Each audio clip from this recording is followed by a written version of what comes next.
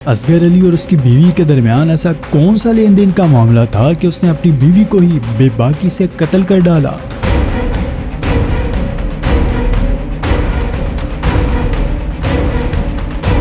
لیکن سوال جہاں پہ یہ پیدا ہوتا ہے کہ جب یہ قتل ہوا تو اس وقت اصغر علی کے بیٹے کہاں پہ تھے؟ کیا کوئی ازدواجی تعلق قائم نہ کرنے پر بیوی کو سریع مار مار کے قتل بھی کر سکتا ہے؟ ہم نے قتل کیا اپنی بیوی کا۔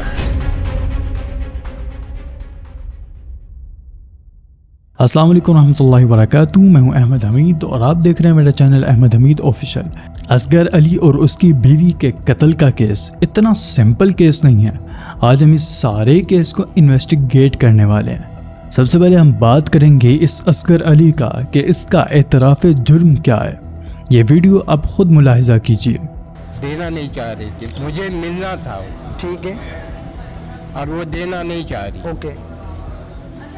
اسی بات پہ ہوا۔ شرمندہ ہیں آپ؟ یہاں پہ تو کیس بالکل ختم ہوتا دکھائی دیتا ہے۔ مجرم موجود ہے، وہ اعتراف جرم بھی کر رہا ہے، قاتل موجود ہے، وہ قتل کا اعتراف بھی کر رہا ہے کہ ہاں میں نے قتل کیا ہے اور اسے اس طرح سے کیا ہے۔ وہ سب کچھ آ کر بتا رہا ہے، وہ خود کو سرنڈر کر رہا ہے۔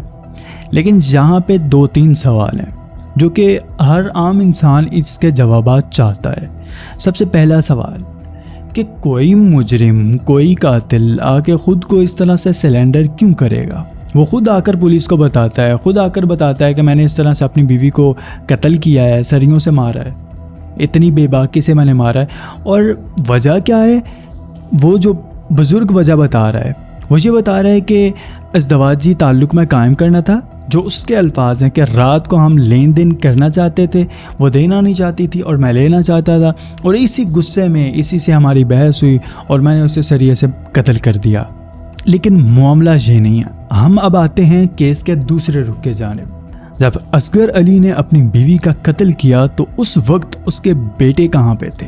یہاں پہ جو رپورٹس آئی ہیں، جو اطلاعات آئی ہیں، وہ یہ ہیں کہ جو اصغر علی کی بیوی تھی اس کے نام پہ کچھ دکانیں تھیں، پراپرٹی کا پڑ گیا رولا۔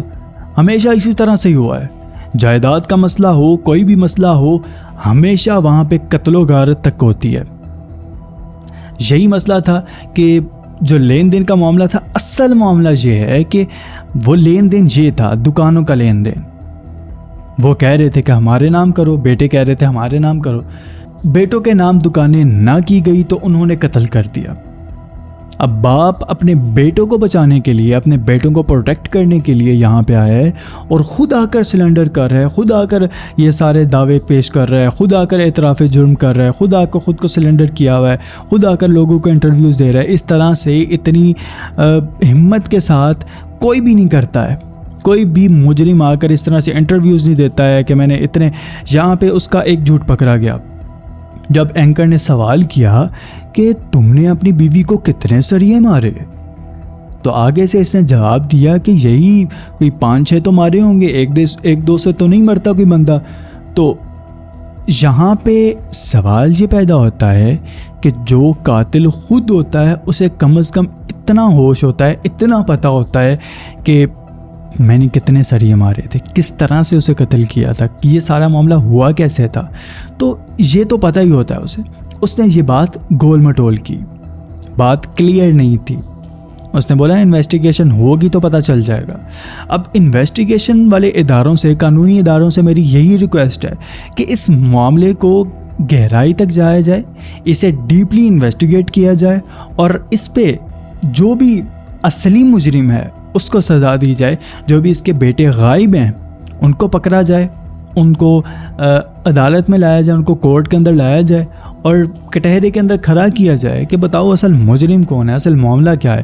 جہاں پہ اصل حقائق چھپائے جا رہے ہیں، ابھی جو حقائق آئے ہیں وہ ہیں اصل حقائق، کیونکہ جو اصل مجرم ہوتا ہے بھاگتا وہی ہے، نہ کہ مجرم خود آ کر کلیم کرے، خود آ کر اعتراف جرم کرے۔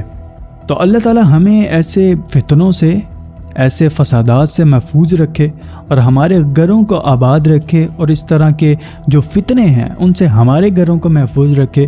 آپ کی کیا رائے ہے کمنٹ سیکشن میں ضرور بتائیے گا۔ ملتے ہیں ایک نئی ویڈیو کے ساتھ، تب تک کے لیے اللہ حافظ۔